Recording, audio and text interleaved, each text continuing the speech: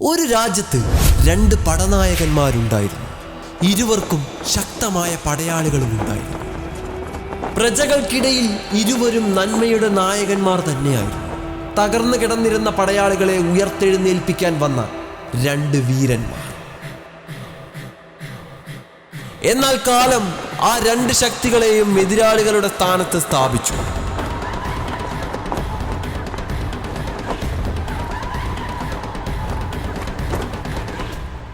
ഇരുവരും പരസ്പരം പോരാടി.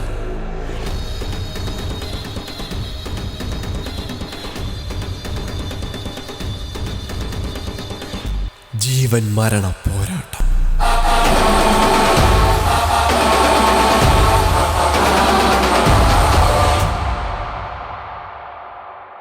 ഹലോ, നിങ്ങൾ എല്ലാവരെയും പറ്റിച്ച് അപ്രതീക്ഷിതമായിട്ട് എനിക്ക് മുംബൈയിലോട്ട് വരേണ്ടി വന്നു. കുറച്ചുകൂടെ പഞ്ചില് ബോംബെയിലോട്ട് വരേണ്ടി വന്നു.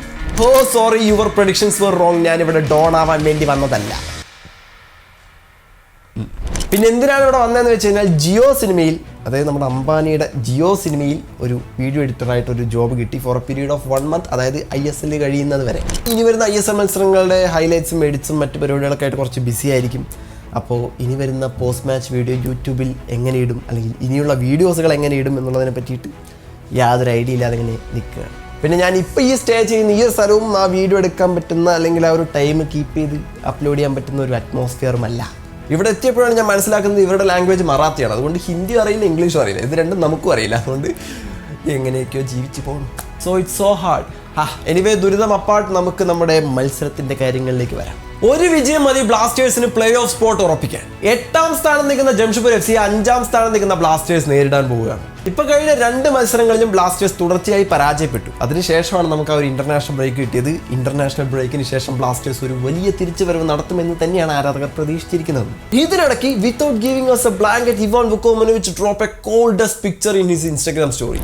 അതായത് നമുക്ക് ഒരുപാട് പ്രതീക്ഷ തരുന്ന ഒരു പോസ്റ്റ് ഇൻസ്റ്റാഗ്രാം സ്റ്റോറിയിലൂടെ ഇവാൻ വുക്കോമനോവിച്ച് പോസ്റ്റ് ചെയ്തു. അതെ, അഡ്രിയാൻ ലൂണ ട്രെയിൻ ചെയ്യുന്നു.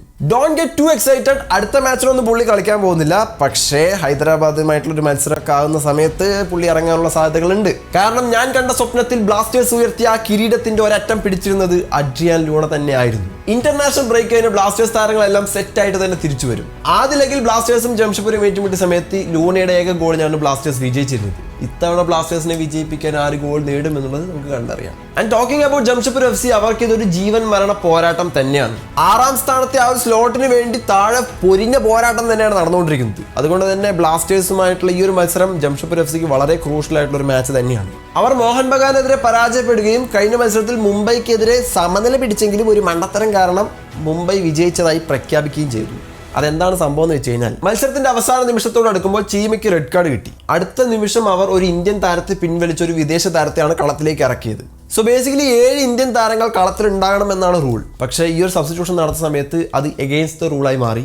ആൻഡ് ആ മത്സരം കഴിയുന്നത് വരെ ആരും നോട്ടീസ് ചെയ്തില്ല. ആൻഡ് മത്സരത്തിന് ശേഷം മുംബൈ അതിനെ ക്ലെയിം ചെയ്ത് AIFFനോട് പരാതി നൽകി അവർ ആ ഒരു 3 പോയിന്റ് നേടിയെടുത്തു. So the thing is, Cheema അടുത്ത മത്സരത്തിൽ ബ്ലാസ്റ്റേഴ്സിനെതിരെ കളിക്കാനുണ്ടായില്ല. പക്ഷേ ജെർമി മൻസോറോ എന്ന് പറയുന്ന ഒരു മുതൽ അവരുടെ ടീമിൽ ഇപ്പോഴും ഉണ്ട്. സെറ്റ് പീസ് സിറ്റുവേഷൻ എങ്ങാനും വന്നു കഴിഞ്ഞാൽ തീർന്ന് മച്ചാൻ ഉറപ്പായിട്ടും അടിച്ചു കയറ്റും. ഇതിനിടയ്ക്ക് ദിമിത്രിയോസിന് പല ഓഫറുകൾ വരുന്നു, പല താരങ്ങളും പോകാൻ നിൽക്കുന്നു എന്ന് പറയുന്ന പല റൂമേഴ്സുകളും വരുന്നുണ്ട്.